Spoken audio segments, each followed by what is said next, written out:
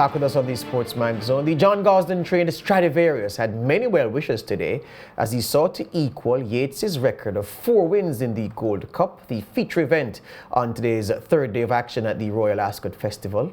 But the 7-year-old gelding, ridden by Frankie Dettori, faced his toughest test yet against some in-form and younger rivals.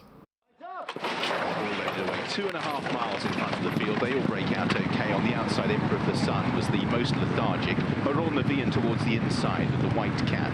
See that 6 pole, the 6 furlongs, 3/4 of a mile, and then 1 complete circuit. Stradivarius settles in midfield, black cap or black jacket with the yellow cap. So early on, Royal Ascot and being pursued by Subjectivist. Twilight Payment and Naef Road are staying wide of the others. Twilight Payments in the white cheek pieces, Naef Road the blue jacket. 5th place for Rip Van Lips. Midfield at the moment, the dark colours of Serpentine. Previous Derby winner, ahead of Princess Zoe, who is just eclipsing Stradivarius, who is about 8th at the moment. And the back markers include Santiago early on as they make their way up the home straight.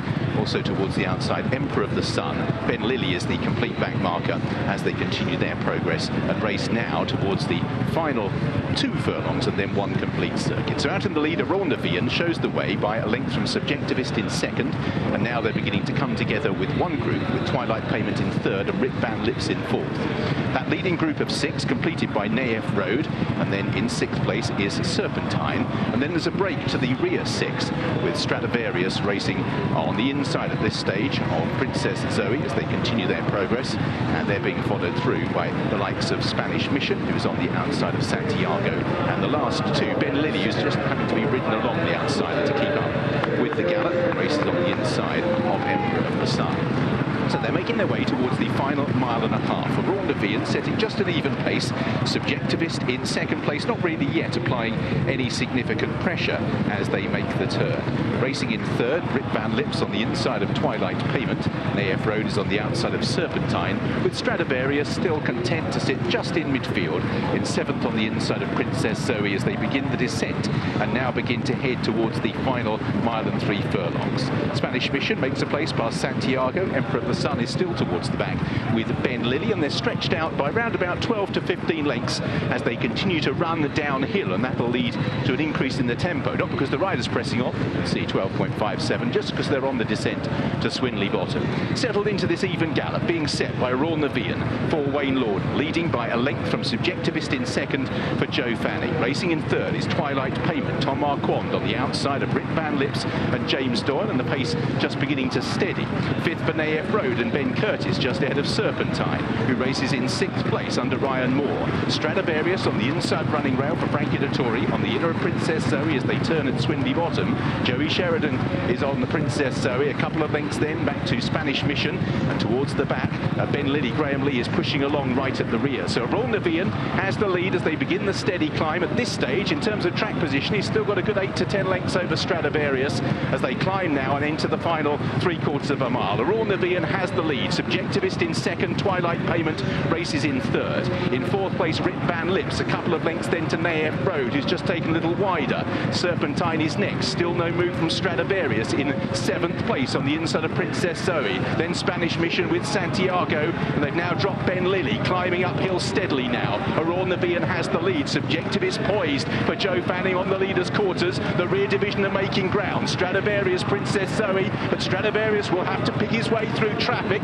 and there's a fair bit of it on the home turn. When Subjectivist kicks, Stradivarius is buried away. Subjectivist has the lead from Twilight Payment to Royal Ascot, dropping back through the field into Stradivarius' lap, and now it will be a mountain to climb for Stradivarius as they turn for home. Subjectivist has the brakes, and it's a 4-length lead. He has over in 2nd Naef Road, then Princess Zoe. Stradivarius is now out in the clear, and he's trying to reduce the margin. Spanish Mission in 3rd place with Subjectivist out in the lead. Subjectivist by 3 lengths from in 2nd place Princess Zoe. Stradivarius, time is running out, and Subjectivist still has a 5-length lead, and it is not diminishing. Subjectivist for Joe Fanning, and Mark Johnston is coming clear and will win the Gold Cup. Subjectivist. Yeah, Subjectivist was backed at 13-2 and ridden by 50-year-old Joe Fanning for Britain's winningest trainer, Mark Johnston. Lance, the old boy, Stradivarius, 7 years old, ran into traffic and he didn't need that bad luck today. Yeah. He isn't in his prime anymore. He could have done without that, but you thought that even if he got a free run, the winner was in a different league today. Yeah, Subjectivist was fine today, wasn't he? But only 2 wins in 6 starts last year, Stradivarius. So the horse, obviously now at 7 years old, not as robust and strong as he had been previously to get 3 consecutive Gold Cup wins. Did win its tune-up race at Ascot in April, I think late April. So came into the race with some confidence from its backers that maybe, just maybe at 70 years old, he may still have what it takes to win here. But as you said, some traffic problems which made things even more difficult. But you can't take anything away from the winner. Subjectivist was brilliant today. Yeah, there's a critical point in the race as they're approaching the turn for home. Subjectivist goes through. Stradivarius on the rail in the yellow cap. Frankie has done this already, where he's in this same position and then turning for home. The field fans out. His problem was that the fading leader, Amran Debian, was, as the commentator Richard Hoyle said, fell in his lap, was weakening, and it caused him to snatch up and was unbalanced when Frankie had to take a pull, take two pulls, yes. And by the time he, as we say in racing, coupled up and laid out once again, the bird had already flown the coop. Here he's on the inside, but he had needed wheels to win from there. Joe Fanning at this point, Lance, every time I see these jockeys, I get upset with the jockeys at Caymanas Park, I must admit. Joe Fanning is just showing the horse the whip all the way. We have jockeys at Caymanas Park who would have been bam, bam, bam, bam, bam. And I know the whip rules are very stringently enforced there. Yes. And the whip rules are you can't hit the horse more than 6 times in the last 2 furlongs. And you have no limit in this part of the world. But when I see that, I look at local racing and I hate how these jockeys use the whip with But impunity. even in the USA and Canada, they have tightened up on the use of the whip because it's been, for their liking, excessive as well. So maybe not as strict as it is in Britain, George, but even in North America at the moment, they have sort of tightened up on how jockeys use the whip. Yeah, and the fact is you hate to see a champion bow out like that. You mentioned the fact that he had some challenges last season, 2 wins from 6 starts.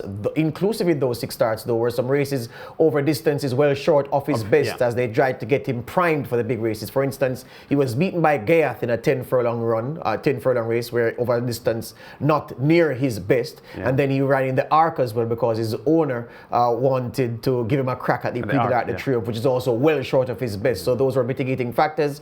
Good to hear Frankie coming back and not have any excuses to say, well, he wasn't sharp today. He said, well, I made a mistake. I got him into trouble and he couldn't get out. But Mark Johnston, as I said, no trainer in British horse racing has won more races than he has. And Lance, this is the year of the golden oldies. Frankie Dettori at 50 years old, continuing his great record. A 54-year-old jockey winning the Guineas, Kevin Manning winning for aboard Poetic Flair and winning at Royal Ascot on the same horse on day 2. And here we have a 50-year-old Joe Fanning doing the job very competently. It's the great stories of racing, and not many competitive sports do you have people and athletes at this age and stage of their career winning big things and doing great things. Yeah, it's one of the glorious things about horse racing, George, because the art of jockeyship is not something that leaves a rider when he passes 40 years old. We have seen a lot of the world's best riders ride beyond 50 years old. And both in the USA and in Britain, where the 2 jurisdictions that people pay more attention to as far as horse racing is concerned. Lester Piggott rode successfully into his 50s and so on. So you are right. There is the skill and artistry of a jockey's performance in the saddle that tends not to go away in his late 40s and 50s. Many of them don't go past 60, I would agree, but it's one of the tremendous things about horse racing that the riders can in fact perform well past the normal ages of sports stars. Yep, all right. Day 4 of Royal Ascot is live on the channel on Friday. Some good races on the card as well. Wesley Ward has a sprinter, the American trainer who has an outstanding Royal Ascot record. He sends Campanelli forward in a sprint race. Don't miss that. 7:30 a.m., 8:30 outside Jamaica. Day 4 of Royal Ascot. The best racing on the best channel.